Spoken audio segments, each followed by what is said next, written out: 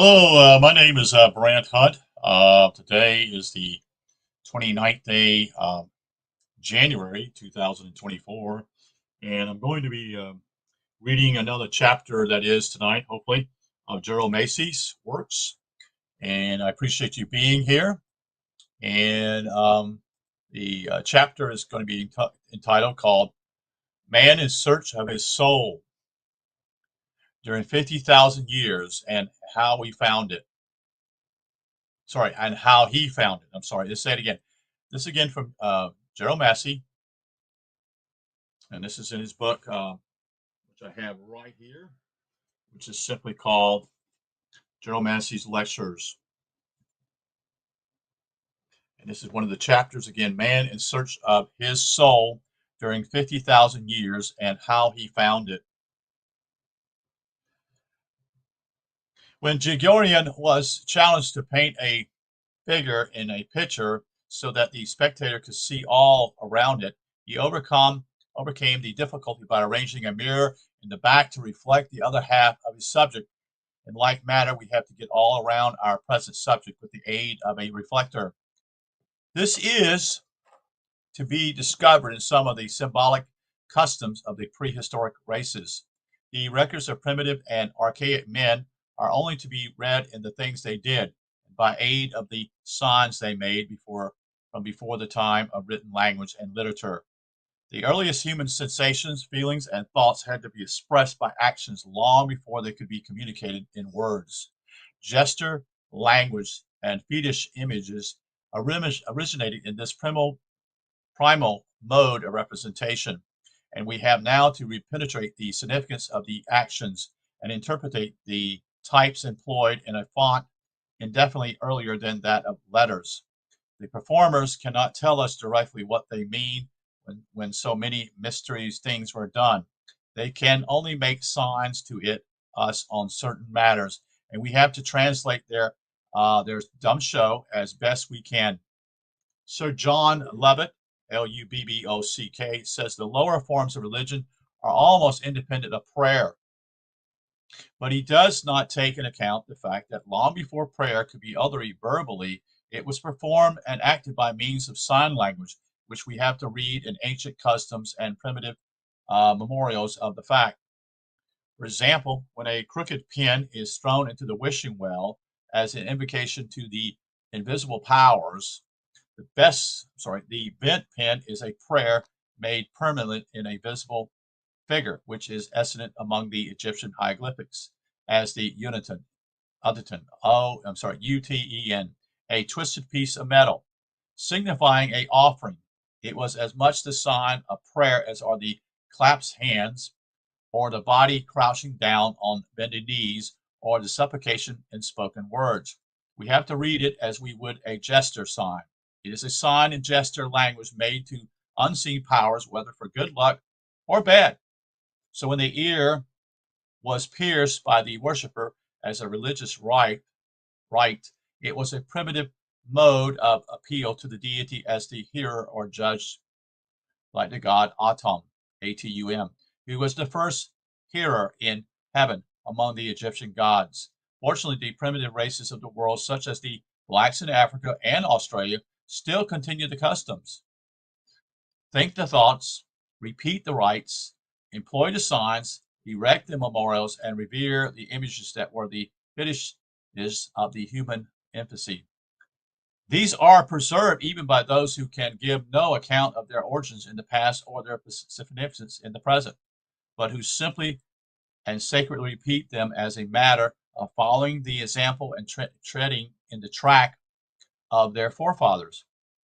Now, Egypt, which I look upon as a living consciousness of Africa, continued to remember and has left a written record of what was meant by these primitive practices and fetish figures. And in one aspect of the subject, that of the burial customs, the Egyptian Bible or Book of the Dead becomes a living tongue in the mouth of death itself, which enables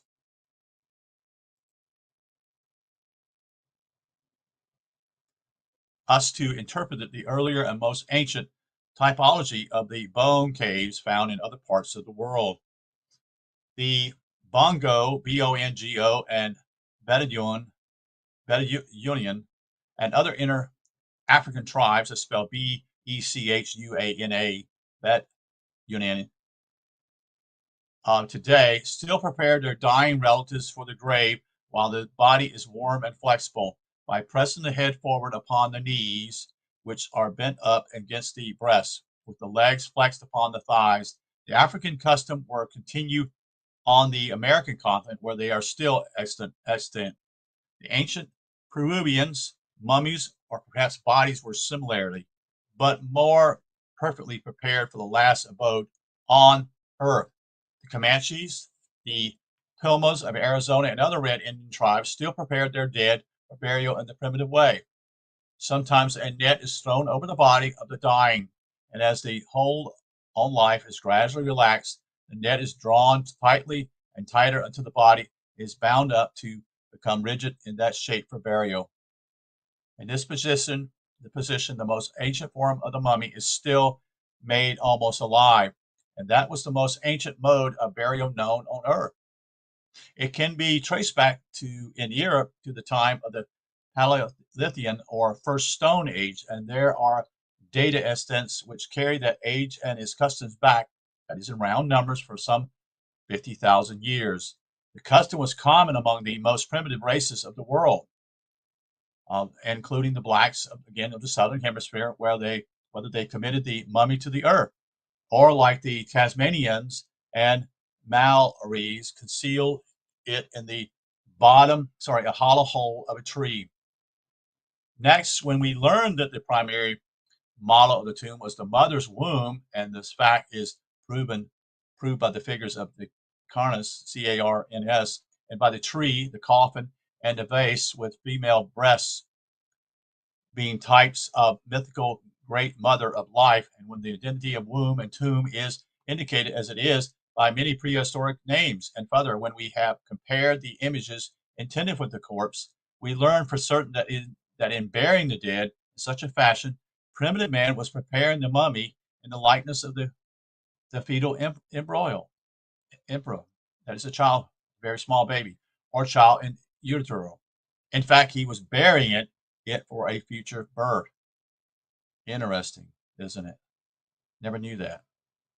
We often hear of a Mother Earth, quote, and the uterine formation of certain cairns in Britain can be identified by means of Egyptian hieroglyphics and symbols, which prove that the tomb was a representative image of the maternal birthplace.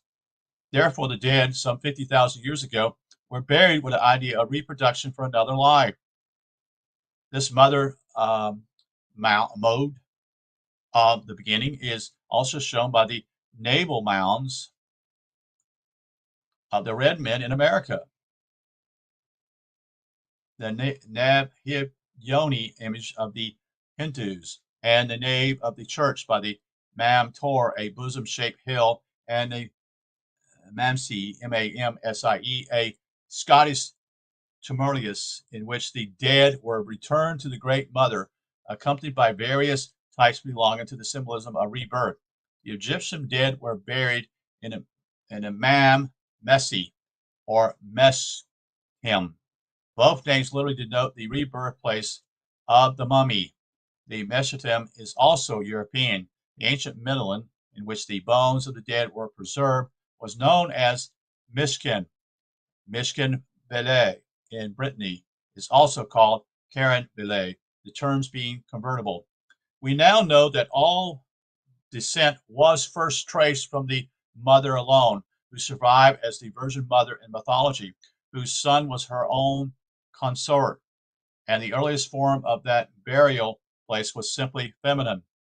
Later on, the male type of the producer was added, and both sexes are then represented in the place of burial as the place of rebirth. In Egyptian tombs, the male emerald is a sign of rising again, or of being re-erected, as they expressed it, from the female place of rebirth. And that emerald has been found in Italy, buried beneath 10 feet of slowly accreted stagmonite, a register probably of 50,000 years. To this day, the Chinese seek for a burial place just where the male and female features of the ground are most perfectly portrayed in a natural configuration and combination of hollow and mound.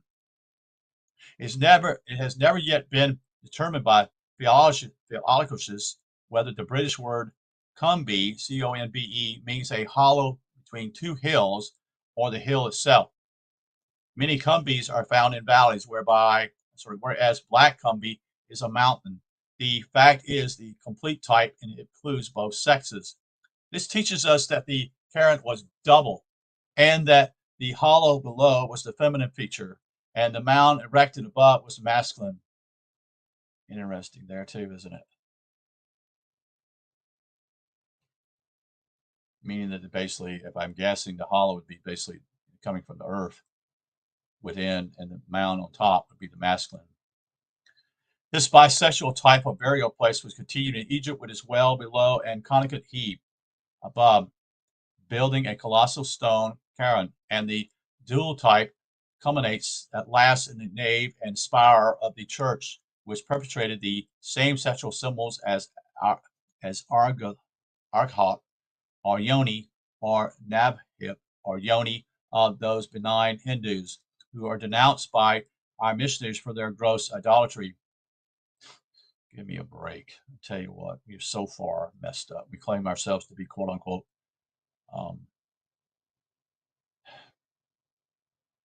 ahead, and we're actually behind. Anyway, I got off tangent here. Which perpetrated the same sexual sins as okay, so what he did there is it was not idolatry, it wasn't idolomania, end quote, but a primitive kind of symbolism and natural mode of thinking their thoughts.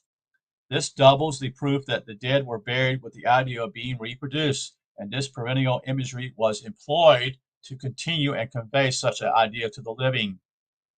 It is here, then, at the outset, that we should have to seek the true origins of those phallic symbols or sexual images which are found scattered all over the world.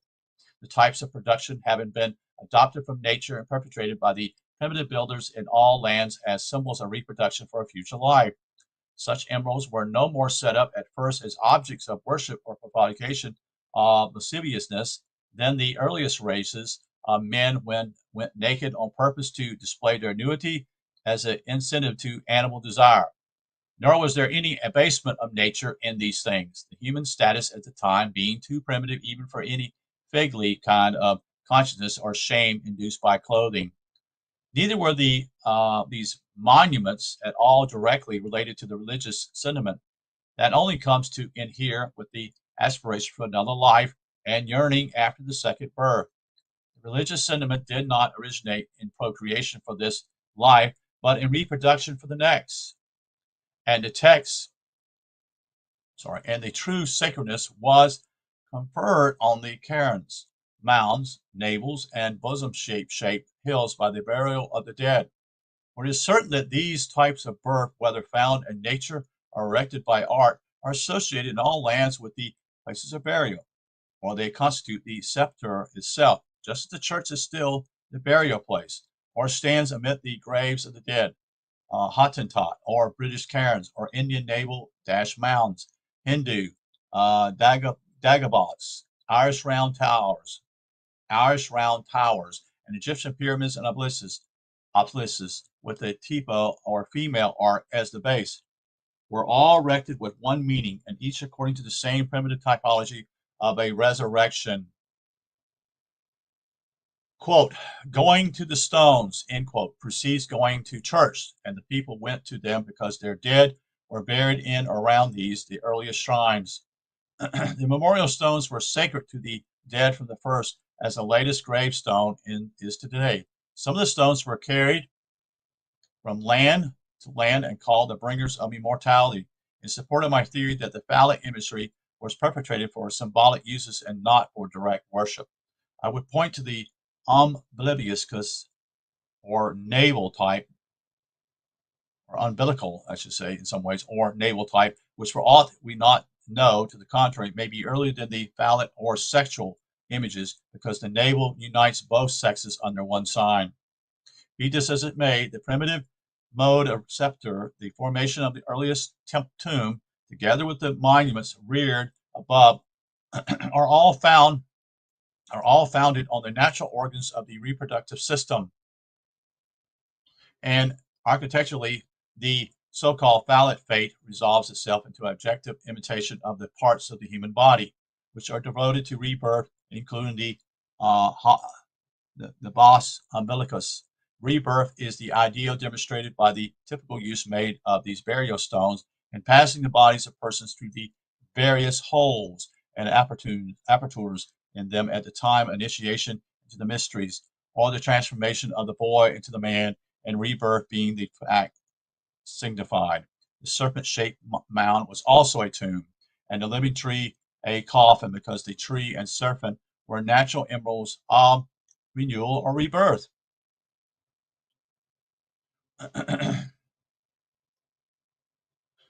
Yeah, the serpent simply is the shedding of its skin, each year.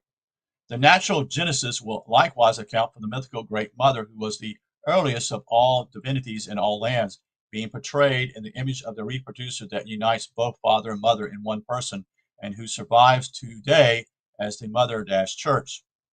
Moreover, the emblems buried with the dead from the earliest times autographically symbols of perpetual and reproduction for the life to come. The figure of an eye was common in the tombs of Egypt.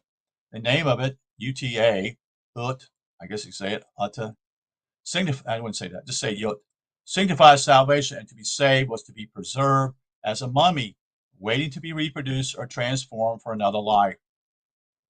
So they had this expectation, you see.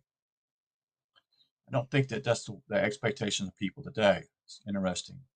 The eye being a mirror, in fact, most of us are buried in a coffin as though it's to preserve us in some way. The eye being a mirror that reflects the image, it was adopted as a type of repetition and reproduction. Thus, the eye of Horus is the mother of Horus, and the shoot of new life in the potato comes from the eye, you see, as the place of reproduction. One word serves for both eye and seed in the Yut language. The Egyptian fed the eye with oil, and filling the eye of Horus is synonymous with bringing a offering of sacred oil. The eye being the lamp of light to the body, it was supplied with that which would produce and reproduce the light. Thus, by aid of Egypt, we can understand why the primitive race in Britain and still further north was accustomed to fill the cups and eyes carved on the capstones that covered their buried dead with offerings of fat. They were filling the lamp of light for the gloom of the grave and feeding the eye as an symbol of repetition or reproduction. The symbolism still survives when candles are placed in the hands of the corpse or left with the dead in the tomb. And in ancient Egypt, the candle was synonymous with reproduction. It is an instant custom both with the Kaffirs and the English to cut the hair from the tail of a calf when it is being weaned and stuff it into the ear of his mother, the hair being a symbol of reproduction. The action denotes a desire for plenty of milk or future progeny, while stuffing it into the ear signifies a wish that the prayer may be heard. A drink on the morning after being intoxicated is called a hair of the dog that bit you. End quote. This means a repetition of the dose, and as a symbol of reproduction, hair in one shape or another was buried with the dead. Of course, the primary type of hair is the skin, in which the dead were wrapped for preservation, transformation, and rebirth.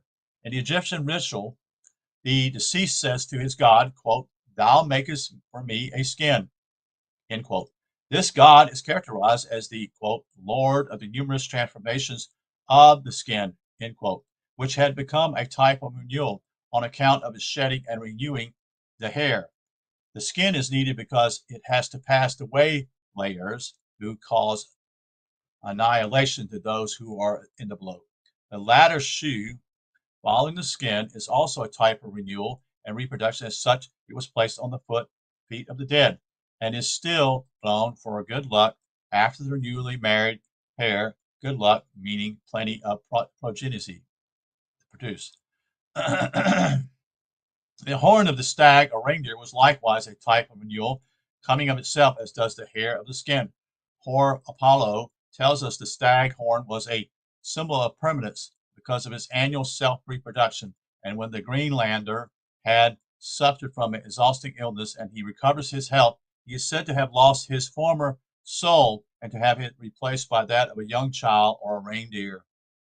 In the bone caves of France, adult skulls have been discovered which were trepanned in lifetimes and the owners, and into these the bones of young children had been inserted after death, these being typical of rejuvenation and renewal from childhood, as we learn from the hieroglyphics of Egypt.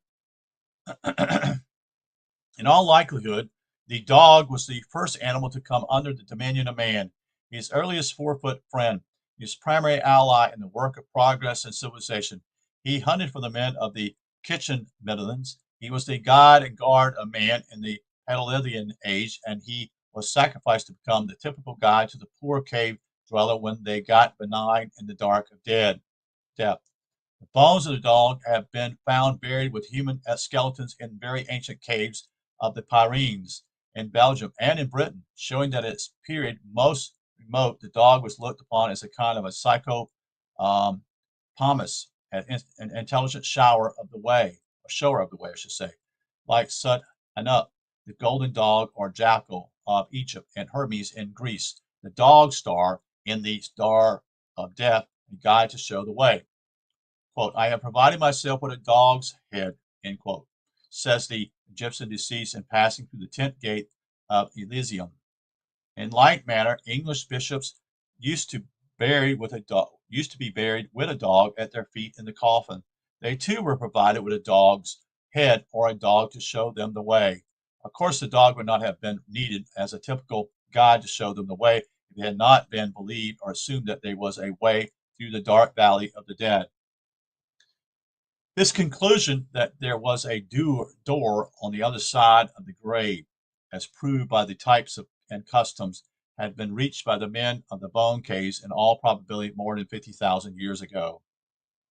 How then did primitive or archaic man attain that certainty of foothold in the dark void implied by these burial customs and this typology of the tomb, which certainly was felt by many of the prehistoric races, including the black man, Maori, and the red man, who has no doubt about living on in his happy hunting grounds above, whereas so many of our own race today are still trying mentally to take that step in the dark and stumble because they can find neither foothold nor stair.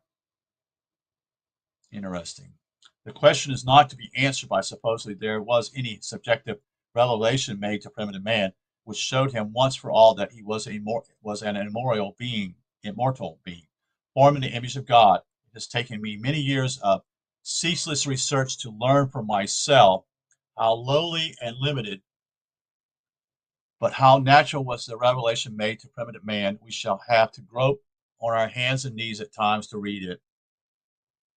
Nor can the subject be approached by any supposition that early man began by conceiving the existence of an immortal soul. Modern metaphysical visits may talk glibly enough about, quote, concepts of the infinite, end quote, of the, quote, one God, end quote, of a, quote, soul, end quote, or a pure spirit, end quote. But primitive man was not a metaphysicist, nor the victim of a abysmal subjectivity. That disease is comparatively modern, and the modern metaphysical will be the last man to enter into the mind of primal man. When we have ransacked the myth of the world and the legends of its earlier races, we can find no such thing anywhere as a beginning with abstract conceptions. But there is absolute proof everywhere that man founded at first upon his observations of objective phenomenon. Primitive man was not a theorist or dealer in ideal notions, nor the kind of man to whom ideas are realities, but a stubborn positivist, limited as a limpet, Limpet, and holding on as hard and fast to the hard rock of his facts. The metaphysical is altogether a later product. My contention is that the invisible world first demonstrated its existence to the early cave dwellers of the human mind by becoming visible to them. It did not dawn on them from any sudden illumination within, nor awaken to consciousness as a memory of immortality. Conception did not precede the act of begetting, nor did they evolve the ghost idea without the ghost itself. The pretensions and impostures of modern theology have tended to make these simple naturalists of the past look like impostors too, although they were not. At least they are not in the eyes of those who are acquainted with the abnormal phenomena occurring in our own time, which enable us to understand the same phenomena as a factor of knowledge and religion in the past. I say knowledge, for in his way, prehistoric man was a Gnostic, and the Gnostics founded their religion from the first upon knowledge. By means of knowledge, they attained their truth. It appears at first sight as if the ancients, having identified the intelligence or nous in man, thought it could be fed forever by the knowledge accumulated in this life. The esoteric Buddhists still expect the perpetuity of existence by means of knowledge or the gnosis. In the Egyptian Book of the Dead, the deceased makes the way from stage to stage of his progress by which he knows. He asserts his right of way by proclaiming, I am the one who knows, end quote. Another quote, I am the gnosis, end quote. Another quote, I have come, end quote, he exclaims. And another quote here, having the writings, end quote. That is the proof. Certain papaya assured a passage, and prevailing by his papayas, end quote, like Christian with his roll, is a title of the deceased. If he knows the first chapter of the ritual in this life, the spirit of the deceased can come forth every day as he wishes and not be turned back, i.e., if he possesses the knowledge of facts which were demonstrated by the ancient spiritualism, he is shown in the process of creating his eternity soul by means of the gnosis or books of knowledge, those of Tot Hermes.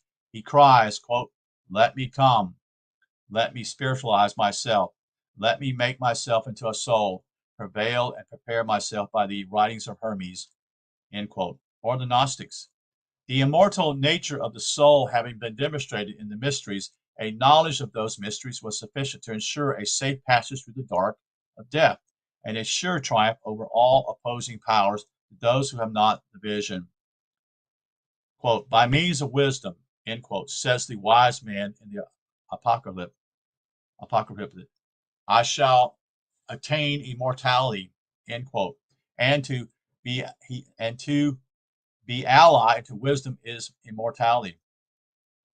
Interesting, end quote. To know was salvation. Acquiring this wisdom is described in Revelation as eating a little book on purpose to be in the Spirit or be born again in the Spirit or in Christ, as Paul has it, or to prophesy or to know how to be entranced and enter spirit world as a spirit, but that is the ultimate fact. Irenaeus says of the Gnostics, quote, they affirm that the inner and spiritual man is redeemed by means of knowledge, and that they, having acquired the knowledge of all things, stand in need of nothing else, for this is the true redemption, end quote. Hence they repudiated the Christian salvation by faith. Irenaeus, BI chapter 21, verses 4. Quote here, the souls which possessed the saving seeds of wisdom were considered superior to all others, and the Gnostics held these to be the souls of prophets, kings, and priests who were consequently endowed with a natural lofty transcendence, end quote. They maintain that those who have attained to perfect knowledge must of necessity be generated into that power which is above all, end quote.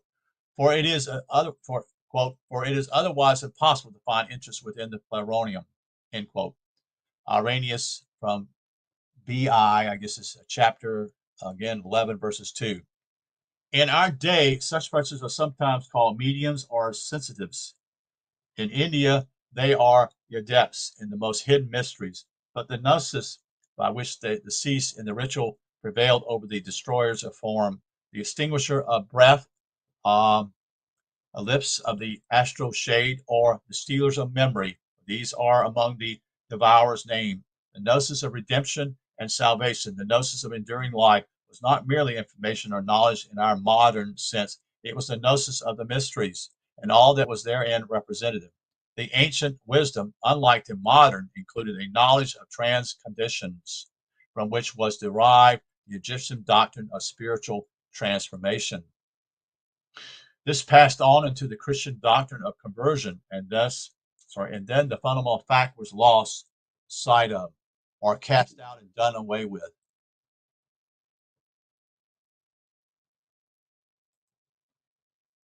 The depths had learned how to transform themselves into spirits and enter spirit worlds as spirits among spirits, so as was sometimes said in the totem, or to doing the totem transformation, to enter the bodies of beasts, a survival which we have in the werewolf.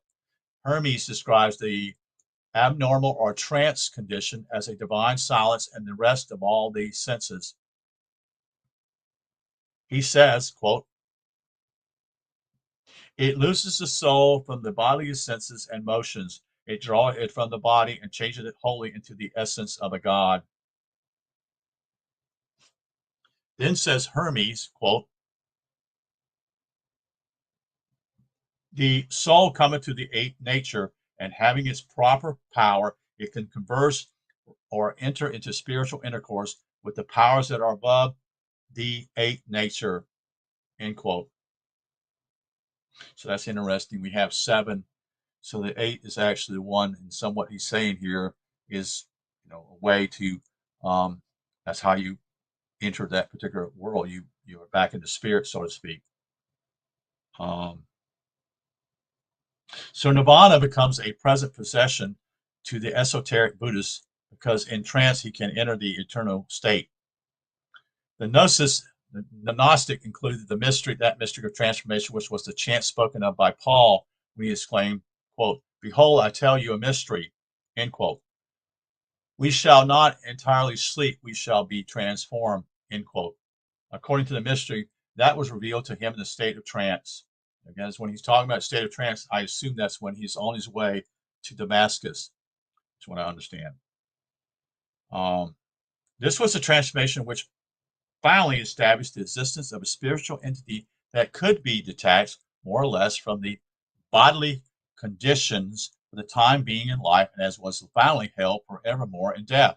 The mystery of regeneration was visibly enacted in life and taught by the transformers in the early Totemium and later religious mysteries.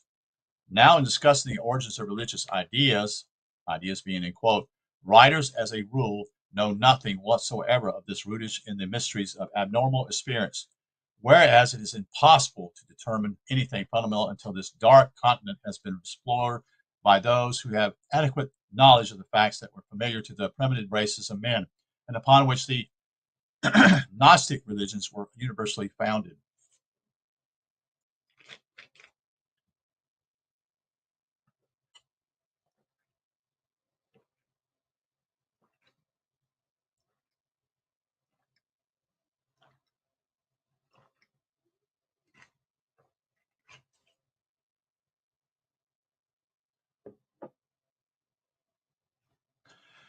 Bastien tells us how the African Kasmbi, or fetish priests, regards themselves as immortal by reason of this power of transformation in trance. The Dakotak medicine man can transform themselves and enter into conscious relationship and alliance with mighty spirits whose powers they are thus able to make their own. They can also summon spirits and compel them to appear for others to see. The Egyptian magi, the wise men and pure intelligence have the phoenix, the bird of transformation and death, for their ideographic sign, which shows that the ultimate nature of their wisdom as sets or seers or magi were based on the abnormal condition of seership. What do you think is the use of telling the adept, whether the Hindu Buddhist, the African seer, or the Bennett magician who experienced his Tula in tune, quote, or supra-human ecstasy, that he must live by faith or he's saved by belief? He will reply that he lives by knowledge and walks by the open sight, and that another life is thus demonstrated to him in this.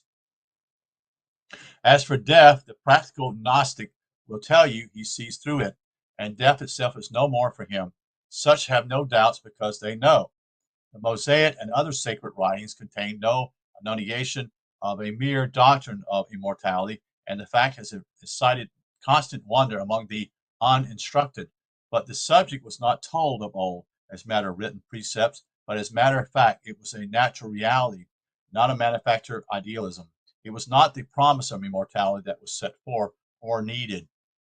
When a demonstration was considered attainable in the mysteries of the abnormal human conditions, which were once common enough to be considered a known part of nature, you have got the Mosaic writings. But without the older facts that were concealed at their foundation, this is the supreme secret of all secrets in the gnosis of the most hidden mysteries, only to be fathomed by those who could enter the abnormal conditions and be as spirits among spirits, only to be accepted by means of knowledge. In India today, the stage of perfect adultship includes, even if it does not absolutely consist in, the powers of transformation which occur in trance or in the perfect blending of the normal and abnormal faculties, so that, like Swedenborg, the adepts can live and move and have their being in two worlds at once.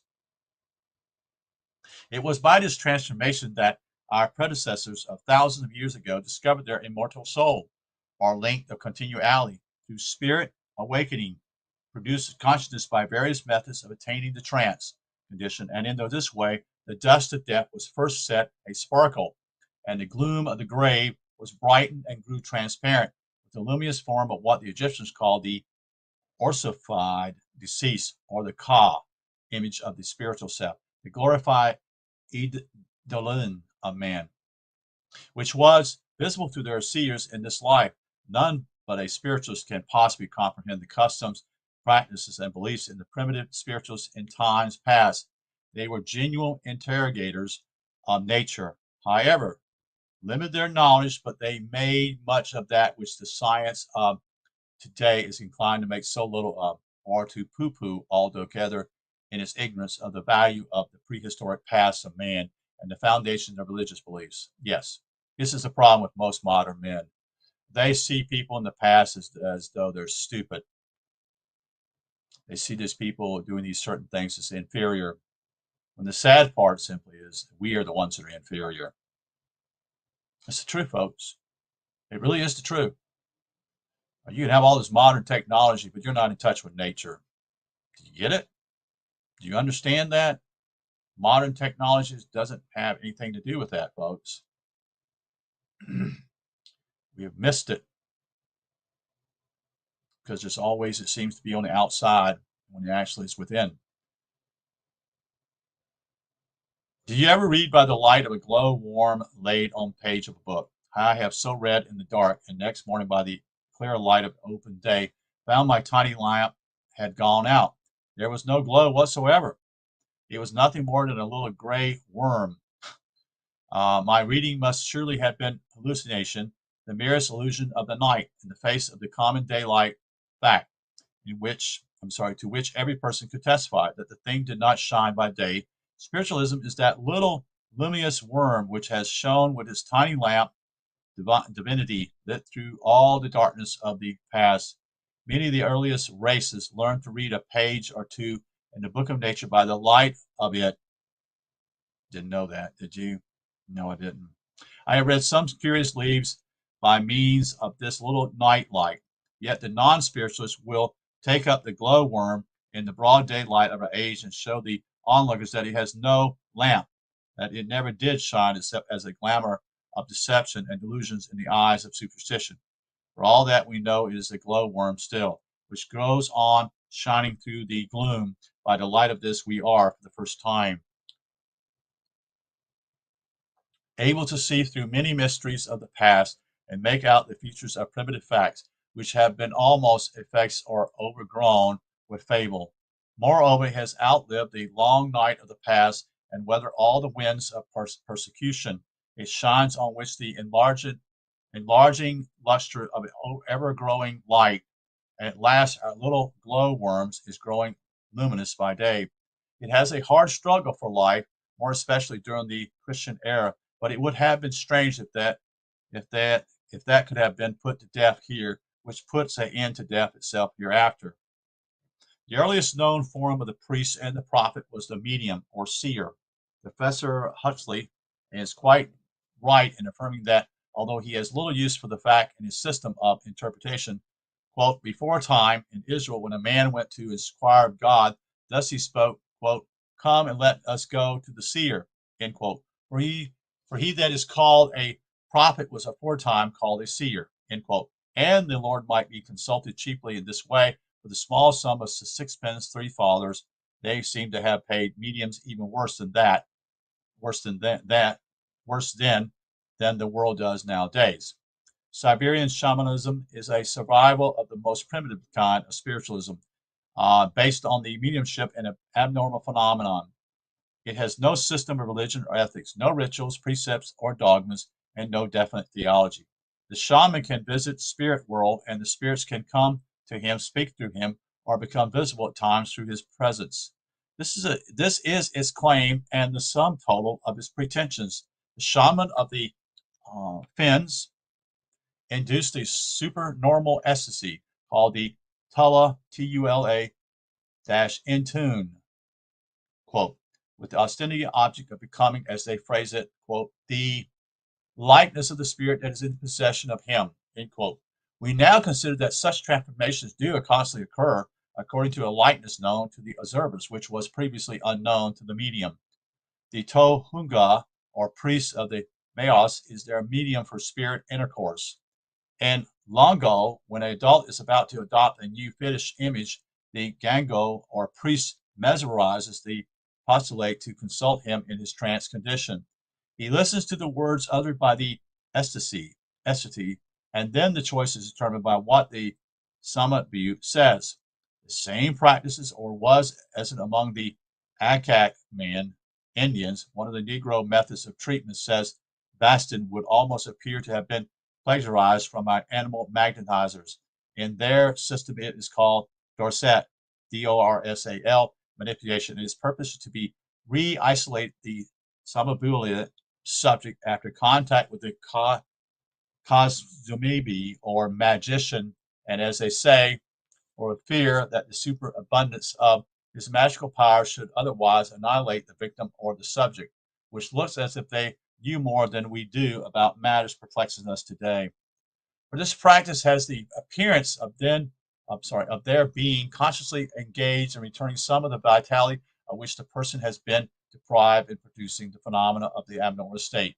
The West African Indians look to their mediums or magicians for protection against ghosts in general, and pay them to keep the apparitions away. The mediums, wizards, sorcerers, and shamans, adepts, and others who had the power of going out of the body in this life were feared all the more after death by many tribes, because they had demonstrated some of the facts which created such fear and terror in the living, and had also been the exorcists and layers of the ghosts. I do not suppose that Mr. Herbert, Herbert, Spencer, will have included this fact among the origins of ecclesiastic institutions. Yet it is a fact that the modern fiction of the ever-living one of its secondary phase is founded on mediumship. It is said, quote, the king never dies, end quote. The Egyptian king, or Ankh, was the, quote, ever-living one, end quote, on this mystical ground. So was it the inter-African medicine man, in a sense which is only to be understood by means of the transformation and transmigration which occurs in trance. We can deduce proof positive that immortality or continuity was originally demonstrated by means of this phenomenon, and that in the way prehistoric men first found his enduring soul, because it was a common article of faith that only the chiefs, the seers, the prophets, and kings of men could or did attain immortality. That is, the men who demonstrated it. These are the born immortals, the superior souls spoken of by Hermes and by the Gnostics, which possess the saving seed of wisdom within themselves, and who were of nature loftier, transcendent. There is a class, if not the earliest class, of chiefs or supreme beings among men who were first recognized as the ever-living ones, the immortals, because they were the mediums for spirit intercourse, meditators between the two worlds. With the Tongans today is the only it is only the chiefs who have power to return after death and inspire the mediums and the souls of the common people who have been without the abnormal power in this life. The Fijis maintain that only the few are immortal spirits, hence the desire to attain such a condition and possess that knowledge of it which was taught in the mysteries. Here also we get back to the origins of conditional or potential immortality as taught by the Gnostics. Whatsoever secret brotherhoods there may be of Hindu Mahatmas or Tibetan adepts, such fraternities are known to be extant in Africa, and they are spiritualistic. In Cabernet and long ago, there are secret associations of fetish men or medians. They constitute a fraternity, the brothers, and from a society apart, a order, whose secrets are only known to the initiative, and whose mysteries, faculties are the terrors of the uninitiative. Bastion describes the king of Bamba, B-A-M-B-A, as dwelling isolated in his Banza, in an almost inaccessible mountain district, at the head of one of those systems of religious mystery which exercise an overwhelming influence among the natives along the west coast of Africa. New members are admitted into their brotherhoods only after a probation of 10 years. They must prepare themselves by fasting, by drinking, by inhaling narcotics. They must give proof of being ascetic or medians by becoming frantic in the sacred dances and by seeing in a state of trance. These are the secret societies of savage membership. The red men who have their brotherhood of the adepts, the friendly society of the spirit, is mentioned by Carver, C-A-R-B-E-R. This was an association of spiritualists who were medians, magicians, or fetish priests. Carver was an elder member of this brotherhood. Throw a bean at a young man who was a candidate for election into the society, whereupon he instantly fell motionless as it had been shot, and remained for a long time in trance. One of three such societies among the American Indians is that of the Medu, M-E-D-A, or medians, the chief festival of the order being that of the Madawan. At this festival, songs are sung, which are only recorded in symbolic pictures that have been preserved from time immemorial, that can only be read by the few who have been made the guardians of this secret language. Anyway, these primitive spiritualists were terribly in earnest in their modes of overleaping the ordinary barriers of life, or forcing open the very door of death and taking the other world by storm. They exhausted themselves in all manners of ways by hideous howling, partial strangulation, furious dancing, shuddering ecstasies, cutting, wounding, and bleeding until they swoon into the coveted state of inner consciousness, which may be attained in such a variety of ways. The crudest method having been discovered first. An Indian seer, says Mr. Tyler, would fast for 7 days to purge his vision for spiritual seeing. As he made merry over all the light-headed business, he certainly would be a very roundabout way of going to work on the theory of imposture put forth by the ignorant pretenders to knowledge in our day. And here a curious side light may be allowed to glance on this subject. Our missionaries have recorded numerous instances in which native mediums, i.e., supposed practitioners on imposture, that have been converted to Christianity. The men who converted them, though they were impostors. The men who converted them thought they were impostors, but though they were taught to look with horror and loathing of their old practices as damnable, there is no instance of their recanting and denouncing their spirit in course as trickery, or of pleading imposture, or even self-deception, which would have been so acceptable a solution to the missionaries of the mystical manifestation. On the contrary, they had always solemnly affirmed the genuineness of the phenomenon.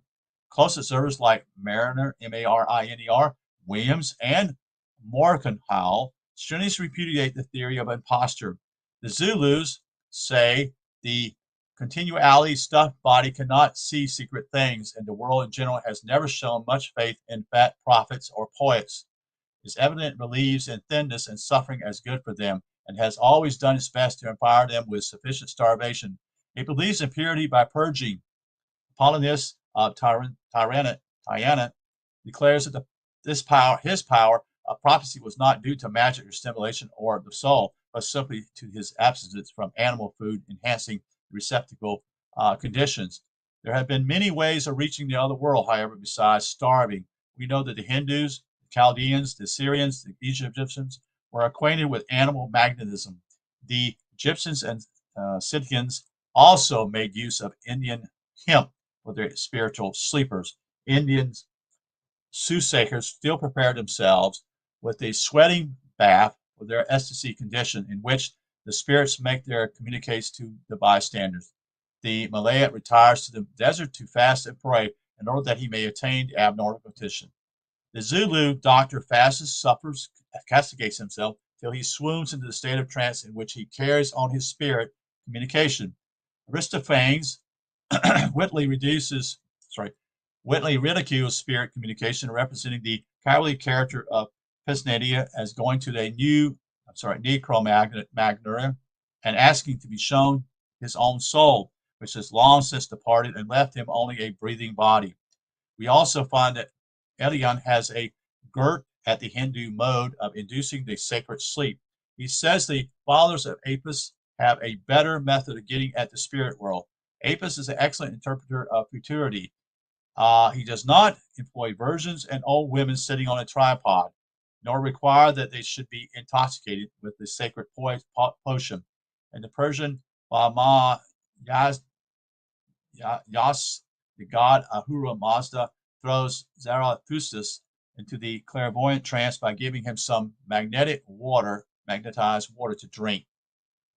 We have been untruly taught by these who knew no better, and that this was all the delusion of the past. But the fact is that many thousands of years ago, our progenitors had become sufficiently familiar with the business they were about. The African priests, said Bastin, are profoundly versed in the science of ghostly apparatus. The spirit seer of America might get from African professors many practical rules for intercourse with spirits, whereas the travelers and missionaries generally who report on their mysteries are entirely ignorant that spiritual manifestations and clairvoyance visions were natural realities in the past as they are verifiable in the present. For example, the serpent wisdom, or wisdom of the serpent, played an important part in the ancient mysteries. The, quote, way of the serpent, end quote, and the workmanship are among the most amazing in universal nature. Without hands, it can climb trees and catch the agile ape. Without fins, it can outswim the fish. It has no legs, and the human foot cannot match it in fleetness. Deaf in its coil for the bird on the wing, which is a springing reptile, was snatched out of the element. As a type of elementary power, it has no equal. Hence was the supreme fetus in Egypt, worn as the forefront of the gods, quote, wise as the serpents, end quote. Is a saying, but the wisdom of the serpent has to be interpreted. It was not merely the representation of elementary power, but a mind or mental influence in the primitive sense. The serpent is the mesmerist and the magician of the animal world. With its magnetic eyes, it has the power to fascinate, paralyze, and draw the prey to its deadly mouth. It probably evoked the earliest idea of magical influence and gave to man his first lessons in animal magnetism. No disc of hypnosis or navel or Vishnu, no look of the mesmerist has any such power as the gaze of the serpent inducing the comatose condition. I've seen a sensitive person mesmerized by it almost instantaneously. A traveler has described his sensation as he sank deeper and deeper into the somatic sleep under its fatal fascination influence. And when the shot was fired, which arrested the serpent charm and set him free, he felt the blow as if he had been struck by the bullet. In Avesta, the look of the serpent is synonymous with the most paralyzing and deadly opposition. The serpent and charming are synonymous. In the Egyptian ritual, a deluding snake named Ruha is the great charmer or fascinator that draws the victim to his mouth with the magic power of his eyes. The speaker exclaims, "Go back, Ruha," fascinating or striking cold with the eyes, end quote. The supreme mode of exhibiting mental power is by magic. That is represented as charming the serpent. These are the gods, end quote. It is said in the text, quote, who charms for Utit. In the lower worlds, they charm Apap for him. Apap is a giant serpent of darkness who is the eternal enemy of the sun, S-U-N. They cry, "Oh, impious Apap, thou art charmed by us through the means of what is in our hands," end quote. That is by magic wand carried in the hands of the charmers. Primitive man must have had a long, hard wrestle for supremacy before he could have mesmerized and mastered his own subtle enemy, that is the serpent, or charmed his charmer, as he learned to do at last when he became the serpent charmer, which he ultimately did. Africans today will magnetize a serpent with a few passes and make it stiff as a stick, And in the character, we find his figure proudly set in heaven, where the first star, and Ophiuchus, is known in Arabic as Ra al-Awad, the head of the serpent charmer. Ophiuchus is not Ophiuchus is not merely the serpent holder; he is the serpent charmer. The Egyptian serpent-headed goddess HCH is called the maker of invisible existence apparel, end quote, which seems to characterize the serpent as the revealer of a unseen world that it was, as the magnetizer of man, and hence the serpent type of wisdom. Hea, the Akkadian god of wisdom, is represented by the serpent. It was the serpent that inducted the primal pair into the secrets of the hidden wisdom when they ate at the fruit that was to open their vision and make them wise, in keeping with their character here assigned to it. In some ancient drawings, the serpent and the goddess of wisdom are portrayed in the active attitude of offering the fruit of the tree of knowledge to the human being. Sometimes the serpent holds the fruit in its mouth. Africa is the primordial home of the serpent wisdom, and the serpent was there, made use of to produce the abnormal conditions and sensities. The Africans tell of women being possessed and made insane by contact with the serpent, that is, the reptile, from the fascination of his look, fear of his touch, and use of his tongue through the mediums into the state of trance called the stupor of the serpent, in which they saw clairvoyancy, divine, and prophesy, and so become divinely inspired as the phenomena were interpreted. We are told that Cassardal,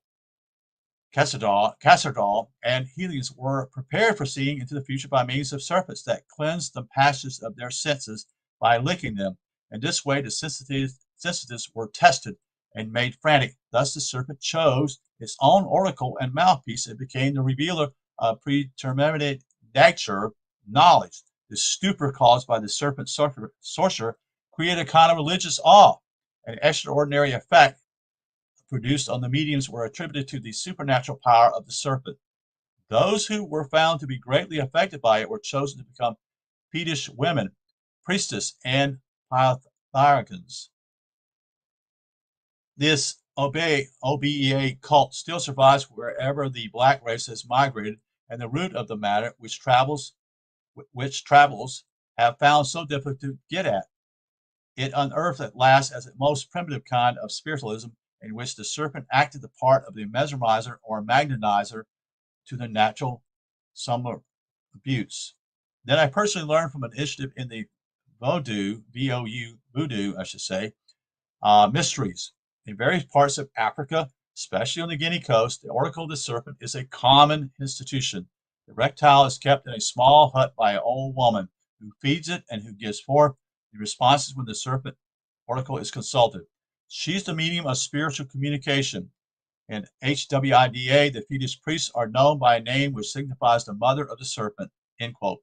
In a chant of the Algonquins, it is asked, quote, "Who is Manitou?" end quote, or medicine man, and the reply is, quote, "He that goeth with the serpent," end quote. The witch of Endor is called a woman who was mistress of Awe. Awe is also a Syrian word which means the serpent. In Egyptian, the serpent is apt to be inflated, serpent-like. In short, the witch was a Pythoness, a serpent woman inspired with the serpent wisdom of Abeg, or the Orphi cult. In the Hebrew book of Genesis, the serpent beguiles the woman to eat the fruit of the tree of knowledge and is damned for doing so. But there was a set of Gnostic Christians who paid the serpent the highest honor because it had done this thing. Being Gnostics, they were acquainted with the serpent wisdom and knew what the fable signified, which is what the collectors and translators of those ancient fragments never had known. And so we have a creed called Christian, founded on an impious perversion of ancient knowledge, which teaches that all mankind were likewise damned because the first pair tasted of the tree of knowledge. All of us are additionally damned who do not accept the story as true. Yeah, that's part of what we call, which was an invention, or as I understand from Augustine, called original sin. Oh, we won't go there. I've done a video of that long ago. Anyway, the chief sacred trees of the world, the typical trees of knowledge, have always been those that produce a fruit or juice from which a alcoholic or narcotic drink could be distilled or purposed to induce the somnolent trance. The Egyptians used the juice of the sycamore fig tree. Human beings transform into immortal spirits by drinking of its juice, which is represented as a liquid of life. In Inner Africa, the toddy palm supplied the sacred potion already fermented. And what an amazing tree of knowledge that the toddy palm must have been. In India, the tree of knowledge was the pipala, or sacred fig tree. This fig tree is a meeting place for men and immortals. Under it, Yama, king of the departed, and of the Pitris, the protecting fatherly spirits, quaffle the divine drink in common with human beings. When the fruit of it drink was made so potent that it not only exalted men in the status of immortals and placed them on a footing of fellowship with the gods, but brought down the gods to meet with men. In other words, intoxication was a mode of spirit communication, the medium being inspired by strong drink to utter their revelations. This is portrayed as Hindu monuments. It was the tree of knowledge, and the drink was divine. Just because it lapped the senses in Elysium and opened the inner eye to see in trance. In the Hindu drawings, you see the medium who was intoxicated and consulted underneath the tree of knowledge. She eats or drinks of the fruits of the tree that her inner eye may be open. In Rigveda, the gods are represented as obtaining immortality by constantly getting drunk with Amantan Madam, the immortal stimulant. They drink copious the first thing in the morning. They are drunk by midday and dead drunk at night. We hear of North Americans who have the notion that immortality consists of being eternally dead drunk. Dead drunk being a primitive mode of expressing extreme felicity and life beyond the present, a kind of paradise paradisia condition. The worshiper followed the examples of their gods and drank the intoxicating soma juice to attain mortality. In this state they sing, quote, "We quaffle the soma bright and are immortal grown. We enter into light and all the gods have known." Exactly as it with the first pair of people in the books of Genesis, the serpent informs the woman that if she will eat of the fruit of the tree, her eyes shall be opened, and they shall be as gods, knowing good from evil. And when the woman saw that it was a tree to be desired to make one wise, she did eat of it. The wise are the seer in this abnormal sense. Prophets, seers, magi, and wizards are the wise men. The primitive pair have eaten of the tree of knowledge. Elohim, all celestial spirits, exclaimed, quote, "Behold, the man has become one of us," end quote. That is, as a spirit among spirits. This opening of the eyes means the unsealing of the interior vision. Quote, "And their eyes were opened, and they knew him," end quote. It's said of those who have seen the risen Christ. So Balaam, the man who saw a vision, that is in the trance condition, is described as the man whose eyes were open. The seer who saw the visions of the Almighty, falling in trance, having his eyes open. In this aspect, eating of the tree of knowledge was simply partaking of the divine drink, the drink of immortality, the sacred potion of Nepentah, which was made and is administered in all the mysteries for the purpose of producing the abnormal vision in the practice of spirit intercourse. The tree of knowledge had taught them how to enter the spirit life or spirit world that way by means of wisdom or knowledge. The typical tree had its religious rootage here, not in direct adoration, but in the mystery of fermentation, and attained its sacredness on account of the divine drink. Hence, the trees could be very various, but the product was one. We may note that Sophia, the Greek word for wisdom, originally signified wine, a prior form of the word in Egyptian as sifa or kefra, meaning distilling and the mystery of fermentation.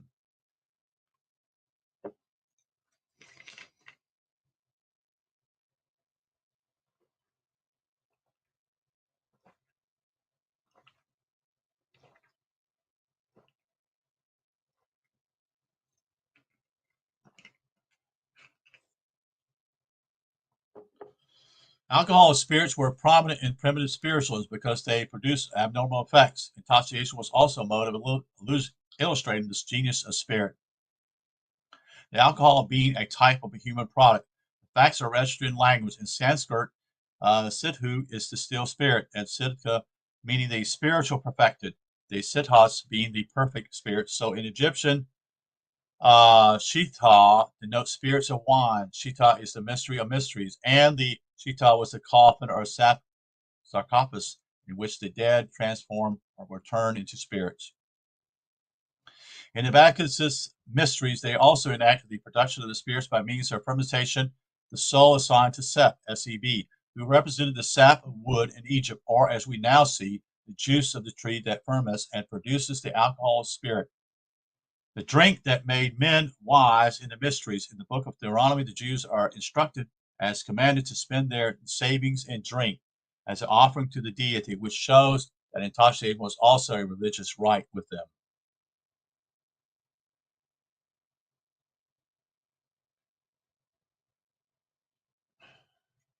It was the crude nature of these primitive practices that chiefly led to the wholesale condemnation of mediums, sorcerers, wizards, witches, and all who have familiar spirits. It was so in Egypt as in India, in the Persian writings as well as the Mosaic. And these denunciations were and still are accepted as the very word of God by those who are ignorant of the phenomenon and who cannot distinguish the lower from the higher, saintly from satanic, or black magic from white. Thus, an account of certain early practices, spiritualism was damned altogether. Instead of being phantom and explain our custom of drinking strong liquors, snuffing more potent powders, and smoking narcotic herbs, which are now bestowing and degrading the race, so much so that our protoplasm and protozoa have to come into being half flooded with nicotine, so that our children are doomed by heredity to become smokers and drinkers without being allowed the chance of making a fresh start for themselves. These very customs have been bequeathed to us as sacred survival from the times when the trans conditions were induced by such means. And I'm going to probably stop here. It's getting kind of late. Let's see what we got here.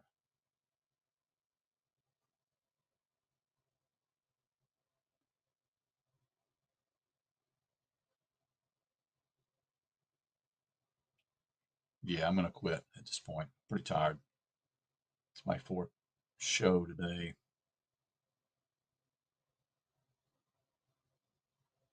Let's see where we stop at. So we'll make. Yeah, here we stop here. So we're going to stop tonight. Thank you for being here. Again, this is from the works of